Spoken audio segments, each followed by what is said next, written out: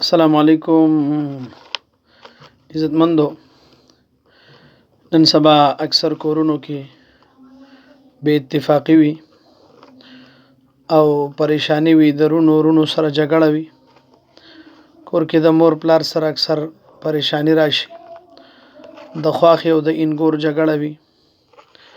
نو د هغې د پاره د خفګان د ختمولو د پاره د اتفاق راوستلو د پاره بے اتفاقی ختمولو د پاره د چا په کورونو کې چې هم داسې پریشانی وي، نو هغه دی بسم الله الرحمن الرحیم دا دی وزله تلاوت کوي او دا دی بیا په خوراک باندې دمي، که هغه چي وي که ډوډۍ ده که سالن دی، هر یو شی چې وي.